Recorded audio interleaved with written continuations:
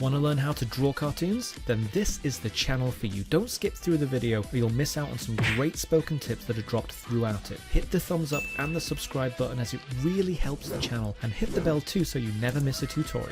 Let's get started.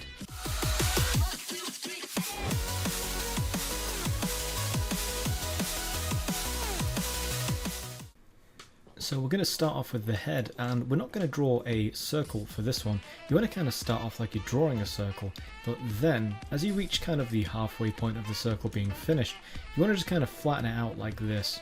And that's going to be pretty much the shape of Stitch's head here. The chin is down here and the top of the head is here. So try and get this kind of circle shape, a circle that looks like it's a bit deflated on the bottom half.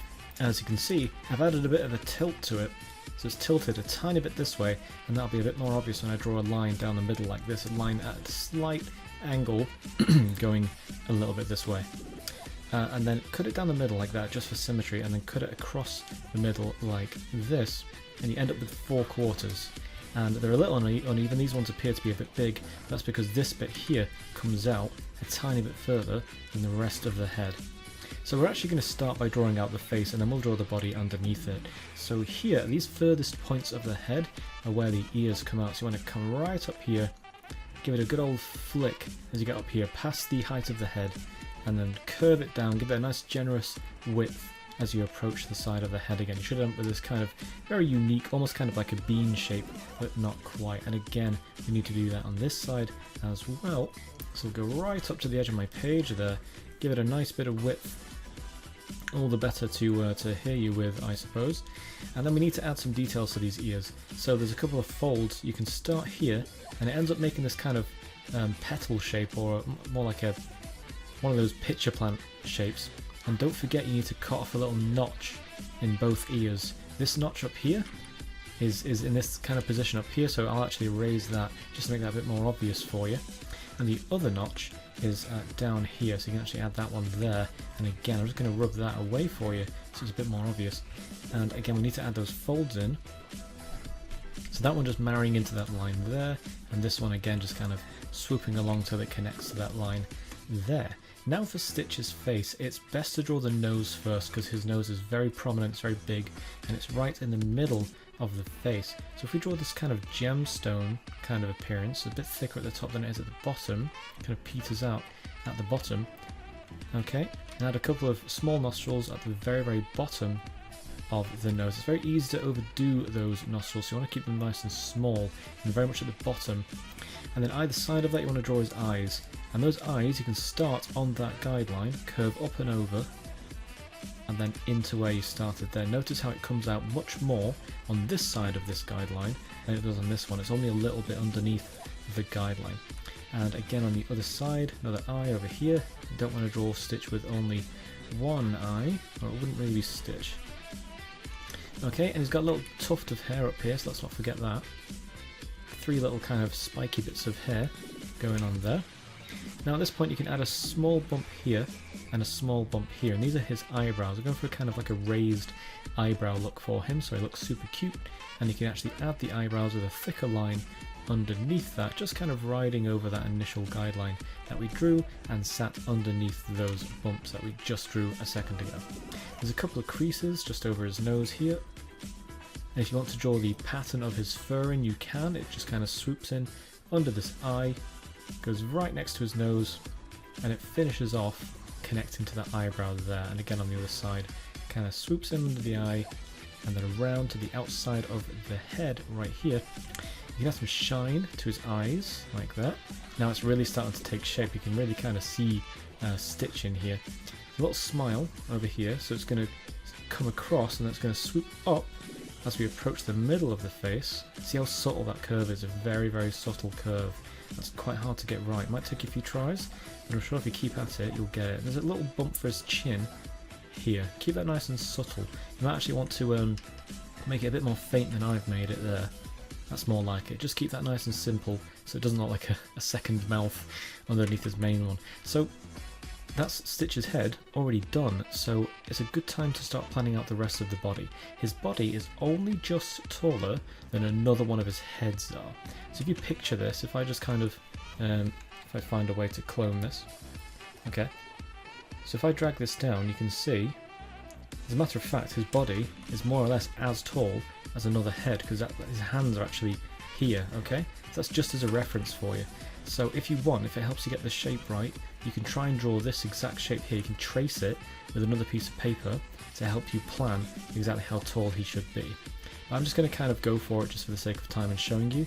So I'm going to draw a little bell shape down here, and it's going to end there, more or less where the bottom of another head were to be if I was to draw another head. You know, with this kind of like stitch sat in a little bell. That's all it is, just a bell to help us plan out the shape of our character here.